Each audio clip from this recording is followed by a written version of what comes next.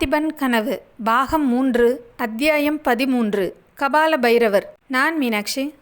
கடந்த அத்தியாயத்தில் ஒரு நாள் சூரிய கிரகணத்தன்னைக்கு காவேரி சங்கமத்தில் புனித நீராடிக்கிட்டு இருக்கும்போது ராணி அருள்மொழி தேவி கடலில் காணாமல் போனதையும், அதற்கு பிறகு பரஞ்சோதி அடிகளும் பொன்னனும் ராணி அருள்மொழி தேவியை தேடத் தொடங்கினதை பற்றியும் பொன்னன் விக்ரமன் கிட்ட சொல்லிக்கிட்டு இருந்தான். அதற்கப்புறம் என்ன நடந்தது, வாங்க கதைக்குள்ளே போகலாம்.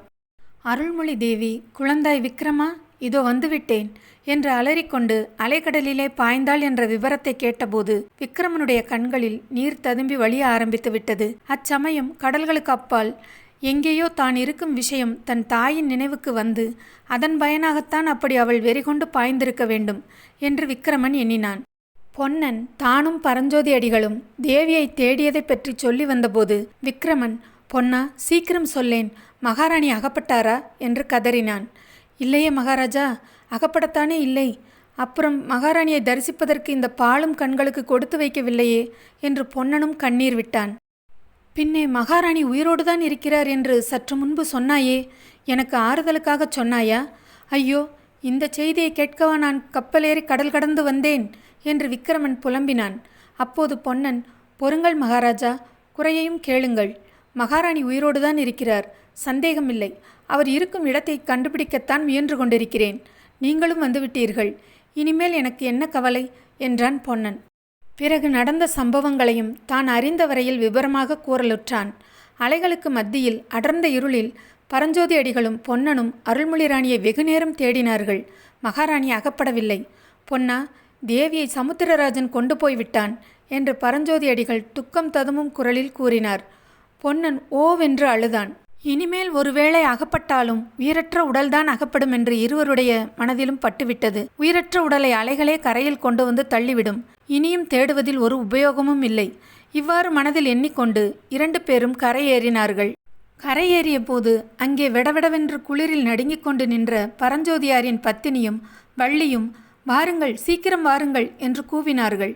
அவர்கள் விரைவில் அருகில் நெருங்கியதும் யாரோ ஒரு ஒற்றை கை மனிதன் அப்போதுதான் கடலிலிருந்து கரையேறியதாகவும், அவன் அந்த ஒற்றை கையினால் ஒரு ஸ்திரீயை தூக்கி கொண்டு போனதாகவும், மங்கிய வெளிச்சத்தில் பார்த்தபோது அருள்மொழி ராணி மாதிரி இருந்ததென்றும், தாங்கள் கையை தட்டி கூச்சல் போட்டு கொண்டிருக்கும் போதே அம்மனிதன் ஜனக்கூட்டத்தில் சட்டென்று மறைந்து போய்விட்டதாகவும் சொன்னார்கள்.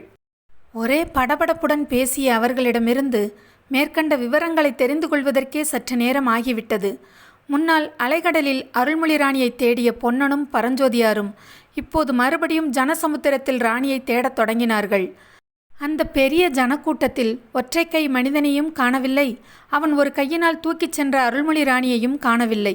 எவ்வளவோ தேடியும் அகப்படாமல் போகவே திருவெண்காட்டு நங்கையும் வள்ளியும் பார்த்ததாக சொன்னதிலே அவர்களுக்கு அவநம்பிக்கை உண்டாயிற்று.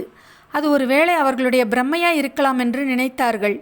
ஆனால் அம்மூதாட்டியும் வள்ளியுமோ தாங்கள் நிச்சயமாக பார்த்ததாக ஆணையிட்டு கூறினார்கள். மேற்கண்ட வரலாற்றை சொல்லி முடித்த பிறகு அருள்மொழி ராணி இன்னும் உயிரோடுதான் இருக்கிறார் என்று தான் நம்புவதற்கான காரணம் என்னவென்பதையும் பொன்னன் கூறினான். வள்ளியும் அவனும் சில தினங்கள் வரையில் திருச்செங்கட்டாங்குடியில் இருந்துவிட்டு அருள்மொழி ராணியை பற்றிய மர்மத்தை தெரிந்து கொள்ளாமலேயே திரும்பி உறையூர் சென்றார்கள். அங்கே போய் சில நாளைக்கெல்லாம் சிவனடியார் வந்து சேர்ந்தார். மகாராணியை பற்றிய வரலாற்றை கேட்டு அவர் பெரும் துயரமடைந்தார். ஒற்றை கை மனிதனை பற்றிய விபரம் அவருக்கு பெரும் வியப்பளித்திருந்தது. வள்ளியை திரும்ப திரும்ப அவளுக்கு ஞாபகம் இருக்கும் விபரத்தையெல்லாம் சொல்லும்படி கேட்டார். கடைசியில் அவர், பொன்னா, வள்ளி சொல்வதில் எனக்கு பூரண நம்பிக்கை இருக்கிறது. ராணியை ஒற்றை கை மனிதன்தான் கொண்டு போயிருக்கிறான். ராணி உயிருடன் இருக்கிறாள் என்பதிலும் சந்தேகமில்லை.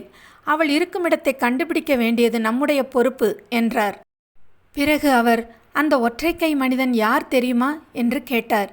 தெரியாதே சுவாமி என்று பொன்னன் சொன்னபோது சிவனடியார், அவன்தான் கபால ருத்ர பைரவன், கபாலிக மத கூட்டத்தின் தலைமை பூசாரி. தமிழகத்தில் நரபலி என்னும் பயங்கரத்தை அவன் பரப்பிக்கொண்டு வருகிறான். அதை தடுப்பதற்குத்தான் நான் பிரயத்தனப்பட்டு கொண்டு வருகிறேன். எங்கேயோ ஒரு ரகசியமான இடத்தில் அவன் ரணபத்ரகாளி கோயில் கட்டியிருக்கிறானாம். அந்த இடத்தை கண்டுபிடித்தோமானால் அங்கே அநேகமாக நமது ராணியை காணலாம் என்றார். இதை கேட்டு பொன்னன் நடுநடுங்கி போனான். ஐயோ, மகாராணியை ஒருவேளை காளிக்கு பலி கொடுத்திருந்தாள் என்று அலறினான். இல்லை பொன்னா, இல்லை. கேவலம் ஒரு பலிக்காக காலபைரவன் இவ்வளவு சிரமமுள்ள ஒரு காரியத்தில் தலையிட்டிருக்க மாட்டான். வேறு ஏதோ ஒரு முக்கிய அந்தரங்க நோக்கம் இருக்கிறது. ஆகையால் ராணியை உயிரோடு பத்திரமாய் வைத்திருப்பான். ரணபத்ரகாளி கோயில் இருக்குமிடத்தை நாம் கண்டுபிடிக்க வேண்டும் என்றார் சிவனடியார். அக்கோயிலை கண்டுபிடிப்பதற்காக பல்லவ சோழ நாடுகளை பொன்னனும் சிவனடியாரும் 2 பகுதிகளாக பிரித்து கொண்டு ஒவ்வொரு பகுதியை ஒவ்வொருவர் தேடுவது என்று தீர்மானித்து கொண்டார்கள். பொன்னன் வள்ளியை தன்னுடைய அத்தை வீட்டில் விட்டுவிட்டு சோழ நாடு முழுவதும் தேடி அலைந்தான். பிறகு காவேரியின் அக்கறைக்கு வந்து தேடத் தொடங்கினான். என்னோட சேனலை சப்ஸ்கிரைப் பண்ணவங்க எல்லாருக்கும் ரொம்ப நன்றிங்க. தொடர்ந்து கதையை கேளுங்க, சப்ஸ்கிரைப் பண்ணுங்கள், சப்போர்ட் பண்ணுங்கள். நன்றி.